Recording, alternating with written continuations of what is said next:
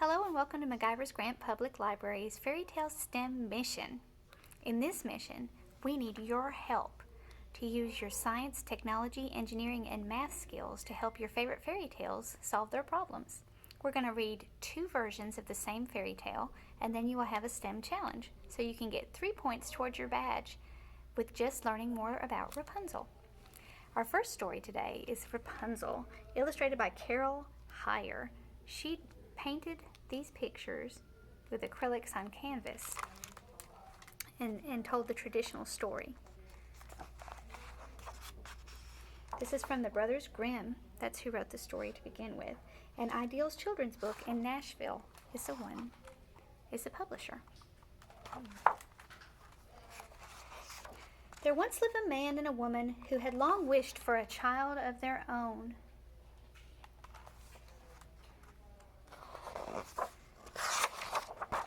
After many years had passed, the couple's wish was finally to be granted. They waited happily through the winter and the spring for the arrival of their child.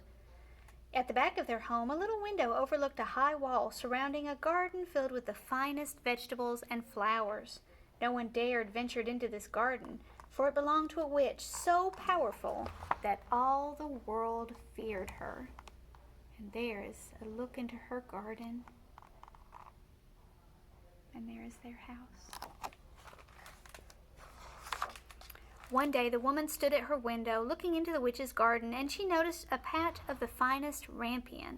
The green leaves looked so fresh and tender that she began to wish for some, and at length she longed for them greatly. The wife's desire for the vegetable increased for many days. She soon began to pine away, growing more pale and miserable as time went by. Her husband became worried. "What is the matter, dear wife?" he asked. "Oh," she answered mournfully, "I shall surely die unless I eat some rampion from old Gothel's garden." And there's the wife looking out the window. The man loved his wife very much, and he thought to himself, "Rather than lose my dearest love, I will get some of that rampion, cost whatever it will." So in the twilight he climbed over the wall and into the witch's garden. He hastily plucked a handful of rampion and took it home to his wife. Look at there. Aren't these illustrations beautiful? At once the woman made a salad with the greens and then ate to her heart's content. It tasted so good, and she liked it so much that the next day she longed for the rampion 3 times as much as before.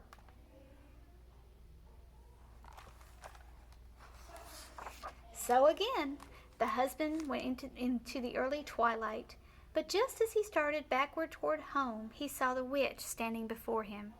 "How dare you climb into my garden like a thief and steal my rampion?" Gothel bellowed, her eyes flashing in anger. "You shall pay for this." "Oh, please," he begged, "be merciful rather than just, my neighbor. I have stolen your food only through necessity. My wife saw your rampion from her window and became so possessed with longing for it that she would have died without it." There is the witch talking to the man.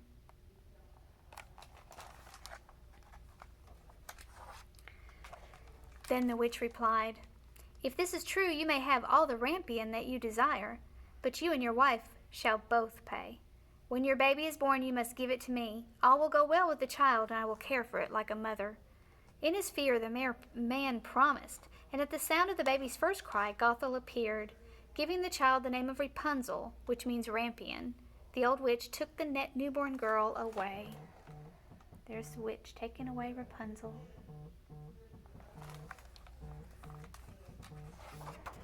Rapunzel grew to become the most beautiful child in the world, but when the girl reached the age of 12, the witch took her into the middle of the woods and shut her up in a tower which had neither steps nor door and only a small window above. Rapunzel likes to read like we do. When Gothel wanted to visit the child, she would stand beneath the tower window and cry, "Rapunzel, Rapunzel, let down your hair." Rapunzel's beautiful long hair shone like gold. Whenever she heard the witch's call, Rapunzel opened the window and let her silky braid fall below. Then the witch held fast to the long hair as though it were a rope and scaled the tower wall. Isn't that a neat picture from the top like that? The years passed away as Rapunzel tried to ease her own loneliness by listening to the birds and her own sweet songs. The old witch was her only companion. One day it happened that the prince's son came riding through the woods. As the prince drew near the tower, he heard a singing so lovely that he stood still and listened. Wishing to go inside, the king's son sought a door in the tower, yet he found none. There's a picture of a squirrel, or where she was singing. Giving up, the prince rode home, but Rapunzel's voice had entered his heart, and every day he went back into the woods to hear her songs. Once as he stood hidden behind a tree, he saw the old witch approaching, and he listened quietly while she called, "Oh, Rapunzel, Rapunzel, let down your hair." Then the prince saw the shimmering tress spill from above, and how the witch clambered up to the window. He said to himself, "Since that is a ladder, I will climb it and seek my fortune."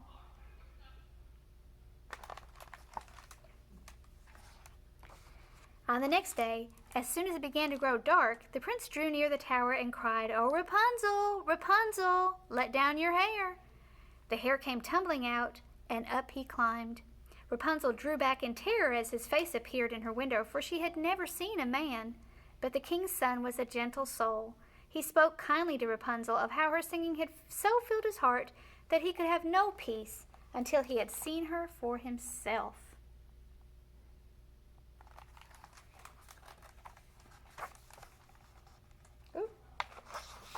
His words so soothed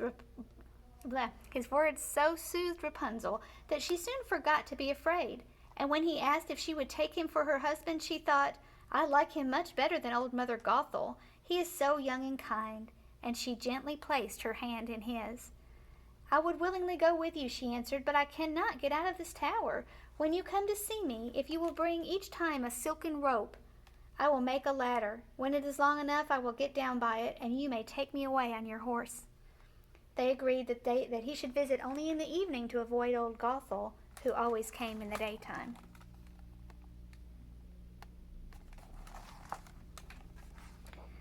The witch knew nothing of what had passed until one day when Rapunzel accidentally asked, "Mother Gothel, why is it that you climb up here so slowly, but the prince is with me in only a moment?" "Oh, wicked child," cried the witch, "what is this I hear? I thought I had hidden you from all the world, and still you have betrayed me." In her anger, Gothel seized Rapunzel's beautiful hair with her left hand and grasped a pair of shears with her right. Snip, snap, the beautiful locks fell to the floor in a golden heap. Then the old hag took Rapunzel to a faraway, deserted wasteland and abandoned her there to live a life of great woe and misery. Poor Rapunzel. The witch returned to the tower early that evening and fastened the severed locks of hair to the window. She waited patiently until the king's son appeared. "Rapunzel, Rapunzel, let down your hair," he cried. Gothel dropped the hair down, and the prince climbed up. But instead of his dear Rapunzel, he found the evil witch glaring at him with wicked, glittering eyes. Whew. She looks mad, doesn't she? "Aha," she screeched, mocking him. "You came for your darling, but the sweet bird sits no longer in the nest, and she sings no more. The cat has got her, and will now scratch out your eyes. Rapunzel is lost to you, and you shall see her no more." The prince felt his heart breaking with grief. In his agony, he sprang from the tower, escaping the fall with life, but blinded by the thorn bushes on which he landed. He stumbled sightlessly through the woods, eating only roots and berries, lamenting and weeping for the loss of his dearest Rapunzel. And so he wandered for several years, until at last he came to the wasteland where his true love lived. There he is by the tree. Poor prince. And there's some berries.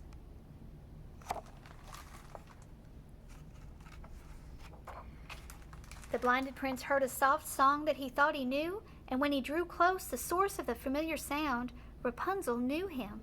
She fell against him weeping, and when her tears touched his eyes, they became clear again, and he could see as well as ever.